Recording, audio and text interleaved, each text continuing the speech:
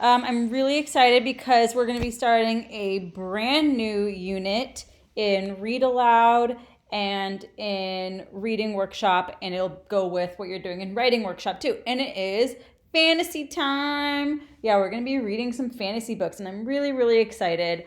I personally am a big fantasy fan. I watch a lot of fantasy movies. And why I like fantasy so much is it's not just like, oh, I like wizards and I like magic. I always think fantasy is really poetic in a sense, and it teaches you a lot about life. It teaches you a lot about humans and what's important. There's always some really deeper life lesson. I just wrote a few notes like why fantasy. It's not just about the magic or the wizards or the elves. It's about a lot more. Fantasy books will often teach you about the human condition, about good versus evil, about power, about love. So I'm excited for you guys to get into some of your fantasy book clubs, to read fantasy series. Just read, read, read. We're going to have such a great time. So some things that we can think about as readers of fantasy, we can think about the setting, and not just like, oh, the setting takes place in London or in a fantasy world, but what's the impact of the setting? What effect does the setting have on the characters, on the storyline? We want to go a lot deeper with our thinking about the setting.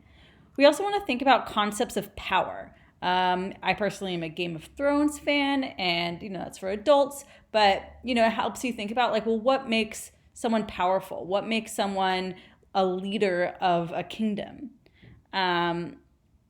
A character will often face in fantasy books internal and external problems. So that means like, okay, yeah, their external problem is they might be dealing with a dragon. They might be facing, a wicked witch. But oftentimes the characters are experiencing internal problems. That means problems inside themselves about who to be, making hard decisions, having to think about what's important to them, what's important in their life.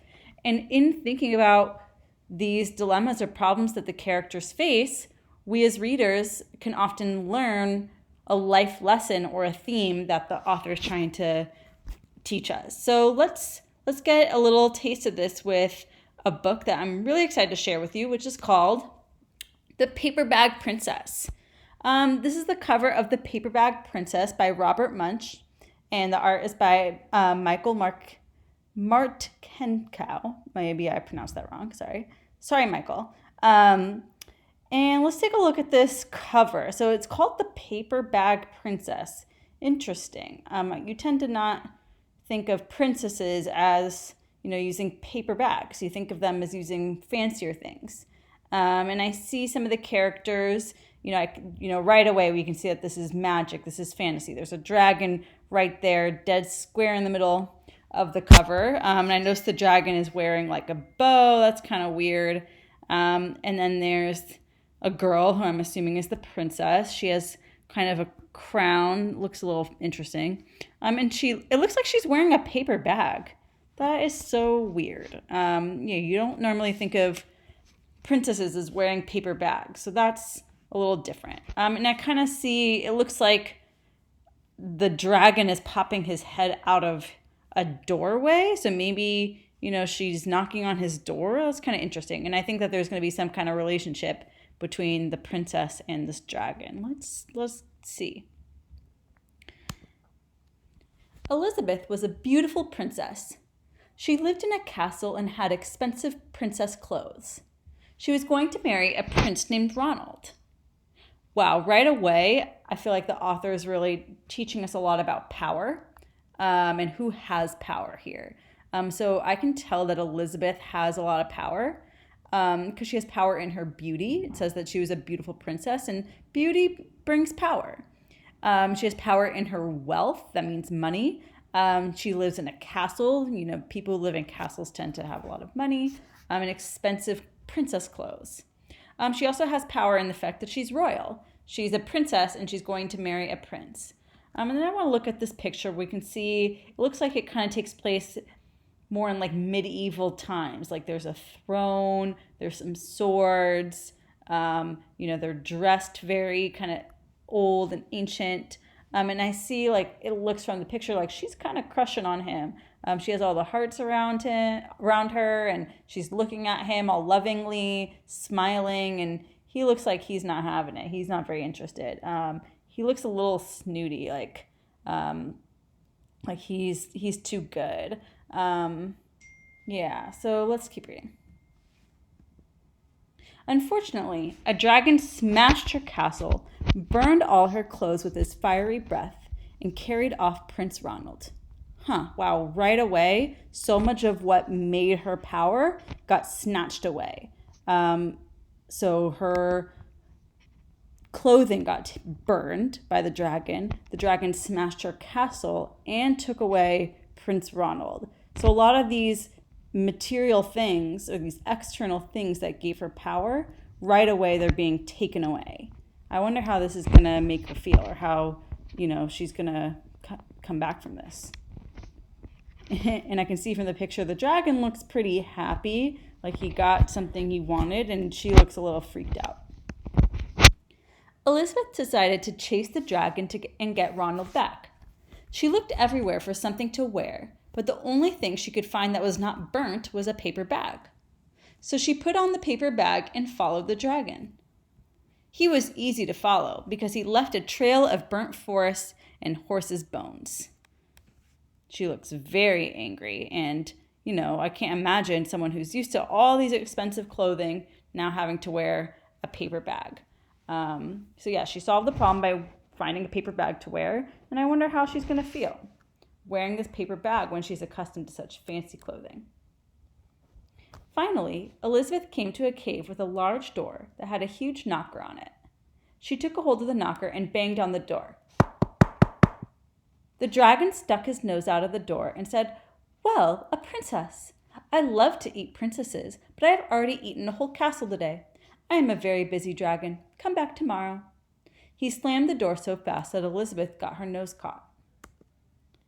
Elizabeth grabbed the knocker and banged on the door again. The dragon stuck his nose out of the door and said, "Go away. I love to eat princesses, but I have already eaten a whole castle today. I am a very busy dragon. Come back tomorrow." "Wait," shouted Elizabeth. "Is it true that you are the smartest and fiercest dragon in the whole world?" "Yes," said the dragon. I'm wondering if Elizabeth is trying to flatter the dragon to try to trick him into doing something. Because she's like, "Are you the smartest and fiercest?" We know that she's not actually a big fan of this dragon. So I wonder if she's trying to manipulate him to do something. "Is it true," said Elizabeth, "that you can burn up to 10 forests with your fiery breath?" "Oh, yes," said the dragon. And he took a huge deep breath and breathed out so much fire he burned up 50 forests. "Fantastic," said Elizabeth, and the dragon took another huge breath and breathed out so much fire that he burnt up 100 forests. "Magnificent," said Elizabeth. I don't think she actually thinks it's magnificent. And the dragon took another huge breath, but this time nothing came out. The dragon didn't even have enough fire left to cook a meatball. Elizabeth said, "Dragon, is it true that you can fly around the world in just 10 seconds?" "Why, yes," said the dragon, and jumped up and flew all the way around the world in just 10 seconds. I think I'm starting to see what she's trying to do. I think she's trying to use his arrogance. Arrogance is when you think you're so good and so much better than everyone. So she's trying to use his arrogance to defeat him, to tire him out. She's tiring him out by getting him to breathe out all his fire to the point that he's so tired and fly around so much to the point that he's so tired. So maybe a possible theme or lesson will be about not being too conceited, not thinking that you're so good and you're so much better than everybody. He was very tired when he got back, but Elizabeth shouted, "Fantastic, do it all again." So the dragon jumped up and flew around the whole world in just 20 seconds. When he got back, he was too tired to talk, and he lay down and went straight to sleep. Elizabeth whispered very softly, "Hey, dragon." The dragon didn't move at all. She lifted up the dragon's ear and put her head right inside. She shouted as loud as she could, "Hey, dragon!" The dragon was so tired he didn't even move. I think her plan worked. Elizabeth walked right over the dragon and opened the door to the cave. There was Prince Ronald. He looked at her and said, "Elizabeth, you are a mess. You smell like ashes. Your hair is all tangled, and you're wearing a dirty old paper bag. Come back when you're dressed like a real princess." I've noticed this problem is deepening because, she thought that she had accomplished something by defeating the dragon and getting Prince Ronald back. But now he's like, but you're wearing a paper bag and you don't look like a princess anymore. You need to go back to looking like a real princess. And you're smelly. "Ronald," said Elizabeth, "your clothes are really pretty and your hair is very neat. You look like a real prince, but you are a bum." They didn't get married after all. So what you guys are going to do for today for your short response is I want you to answer the question, what is the theme of the paper bag princess? Use 2 details from the text to support your response. So to help you think about this, I want you to be thinking about what's the author trying to teach you about how to be as a person? What kind of person should we be? What's important in life? What makes someone powerful?